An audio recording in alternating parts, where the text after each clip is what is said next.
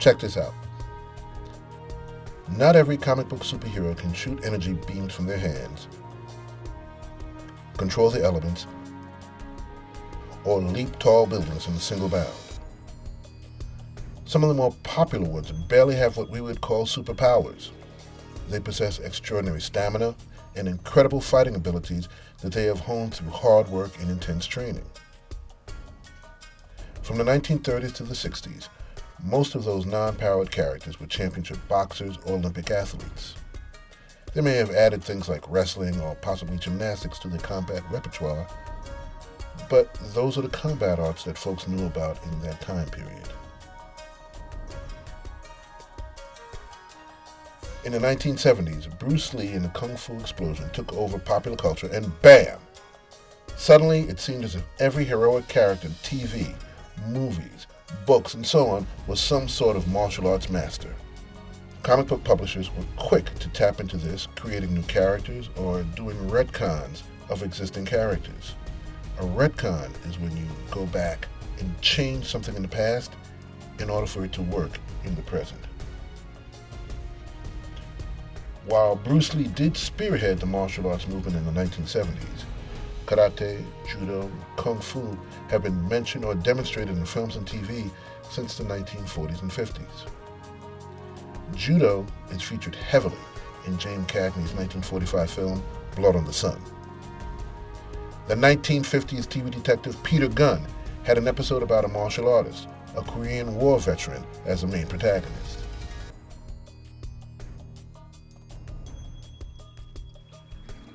There are even a few comic book characters that existed before the martial arts explosions who were martial artists. This is my list of martial arts superheroes. Now, I'm only using the comic book version of the character, not the TV version or the film version if there is one. I'm also not doing villains, so don't expect to see Lady Shiva or Dr. Leaper from Marvel. I'm only focusing on the heroes.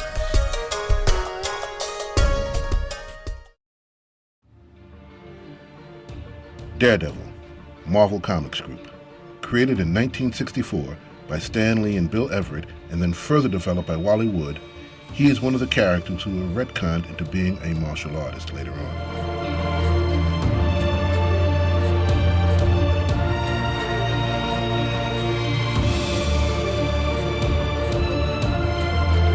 In the 1960s and 70s, Daredevil was a boxer and a gymnast.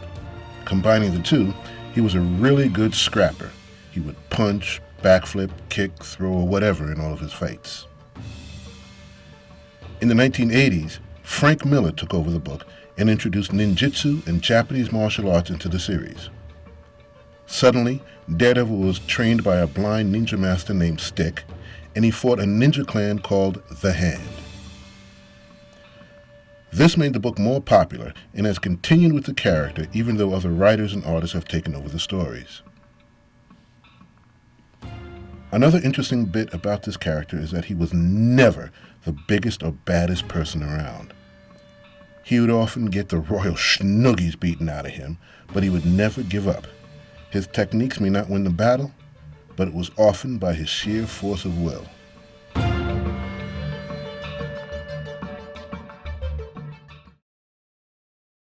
The Badger, Capital, then First Comics.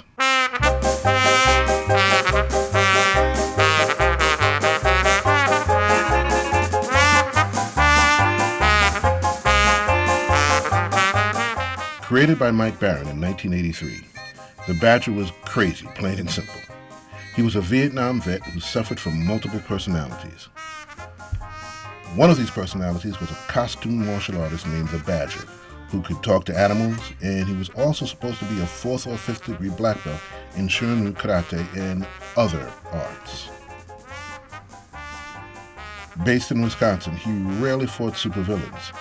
He usually went after folks who mistreated their pets or let their dogs poop on the neighbor's yard.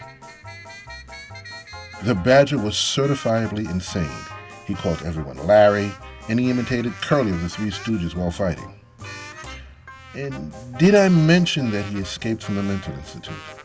The writers and artists tried very hard to make the Badger a real martial artist.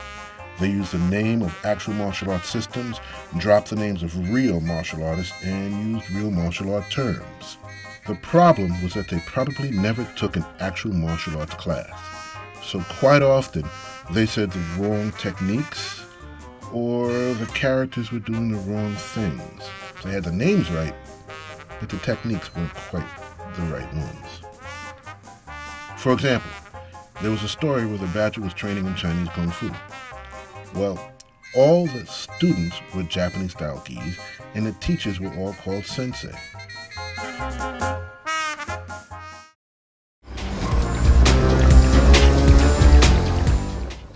Wildcat, DC Comics. Wildcat is one of the old-timers on this list. Created by Bill Finger and Irwin Hassel in 1941, Wildcat was a heavyweight boxer wrongly accused of murder. Inspired by another superhero, Wildcat makes a costume hiding his face and using his boxing skills to bring the gangsters to justice and clear his name. After that, he starts a crime-fighting career. You have to remember that in the 1940s, boxing and wrestling, Greco-Roman style wrestling, were the main combat arts that folks really knew about.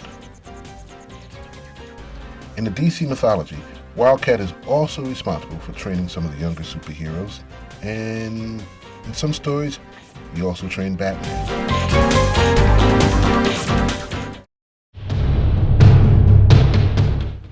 Dick Grayson, Nightwing, Robin, DC Comics. Now there are several characters who became Robin, Batman's young partner. I'm going to start with the original and probably most well known of all of them, Dick Grayson.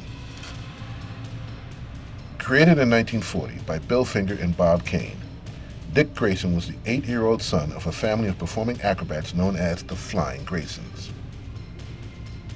After the young boy witnessed his parents' murder, Bruce Wayne became his legal guardian.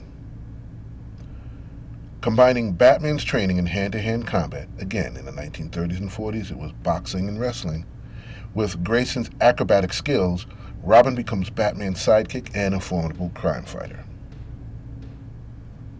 In the early 80s, Dick Grayson stops being Robin and becomes Nightwing. Also in the 1980s, some writers had Dick Grayson trained by various martial art masters, some of whom had even trained Batman. But basically, Dick Grayson was trained by Bruce Wayne, Batman.